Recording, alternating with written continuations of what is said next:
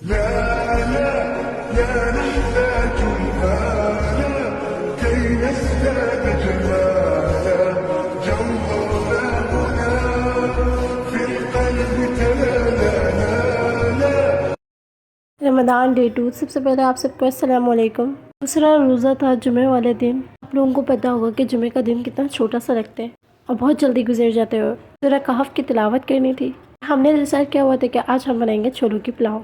मैं किचन में गई तो मामा पहले से प्रिपरेशंस कर रही थी, तो मैंने थोड़ा सा उसका व्लॉग बना लिया है। जैसे कि आप लोग देख सकते हैं, मामा ने अनियंस कट किए। मेरा दिल था कि मैं बनाऊँ, बट मैं थोड़ी सी लेट उठी थी।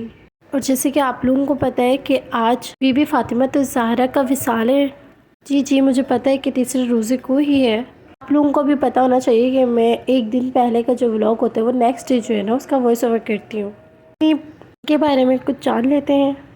जब बीबी फातिमा तो ज़हरा दाखिल होती थी तो नबी करीम सल्लल्लाहु ताला अलैहि वसल्लम आपके आने की वजह से खड़े हो जाया करते थे और अपनी जगह पर आपको बिठा देते थे। नबी करीम सल्लल्लाहु ताला अलैहि वसल्लम की सबसे लाडली बेटी थी। नबी करीम सल्लल्लाहु ताला अलैहि वसल्लम अगर कहीं सफ़र पर या घर से बाहर जाते थे तो सबसे आखिर में आपको देखते थे, और जब कहीं से आते थे तो सबसे पहले आपसे मिलते थे और सफ़र के बारे में आपको आगाह करते थे। यानी कि सफ़र के दौरान जो कुछ भी होता था वो सबसे पहले आपको बताया करते थे। यहीं से हमें मालूम होता है कि हमारे नबी करीम सल्लल्लाहु ताला अलैहि वसल्लम अपनी बेटी से कितनी ज़्यादा मोहब्बत करते थे। इतना एहतराम करते थे कि उनके आने की वजह से आप उठ जाया करते थे और उनको बोसा दिया करते थे और उनसे प्यार करते थे।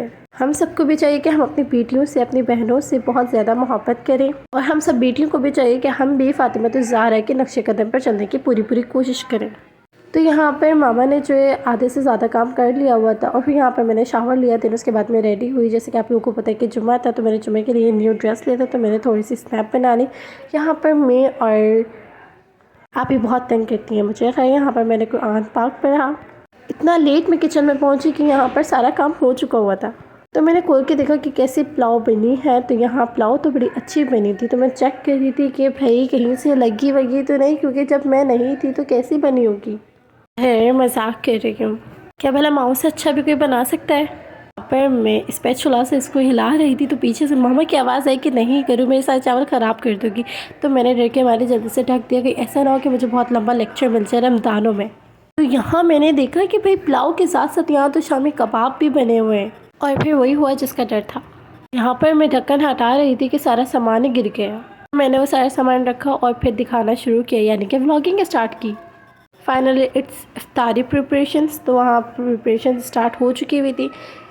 इफ्तारी में शामी कबाब रखे थे, या एग्जैक्टली जैसे बंदे जो खाना खाएं इफ्तारी में तो उनको तो चाहिए ही होता है। इन लोगों ने फिर से जो है फ्राई चीज़ें जो है वो तलना शुरू कर दी थी, जिससे मैं बहुत ज़्यादा तंग आ चुकी हूँ। तो जल्दी से जाके आप लोग चैनल को सब्सक्राइब कर दें, बेल आइकन को क्लिक कर दें, ताकि न्यू आने वाली वीडियो आप तक पहुँच जाए और आपको उसका नोटिफिकेशन मिल जाए।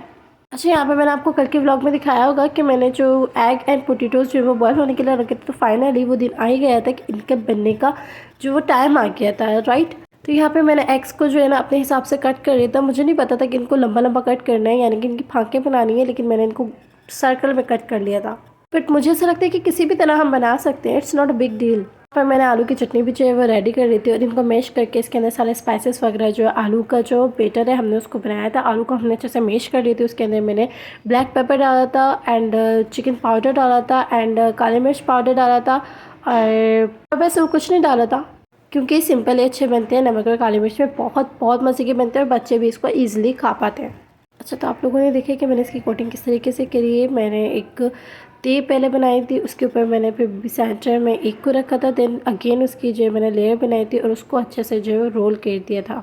देन उसके बाद हमने इसके ऊपर जो है वो इसको इसकी एग की कोटिंग करनी होती है, देन ब्रेड क्रम्स की कोटिंग करनी होती है और देन फ्राई कर लेना होता है। I don't know how I can say that कि इतने मज़े के बने थे। आप लोग कैसे यकीन करेंगे, जब आप लोग ये ट्राई करेंगे तो आप लोगों को पता चलेगा कि कितने ज़्यादा मज़े के बने थे। मेरी फैमिली में तो सबको अच्छे लगे थे, चाची को, चाची के बच्चों को, सबको अच्छे लगे थे। यहाँ पर फाइनली आलू के जो पकौड़ास हैं वो तलने में आ गए थे। तो मैंने आप लोगों को कल के व्लॉग में कह दिया था कि मुझे व्लॉगिंग और वॉइस ओवर करना नहीं आती है, तो जैसे भी मैं करूँ तो आप लोग गुजारा कर लीजिएगा। तो जल्दी से वीडियो को लाइक कर दें, कमेंट कर दें एंड लास्ट में जो है वो अपने फ्रेंड्स के साथ जो है या फैमिली मेम्बर्स के साथ किसी के साथ शेयर कर लें।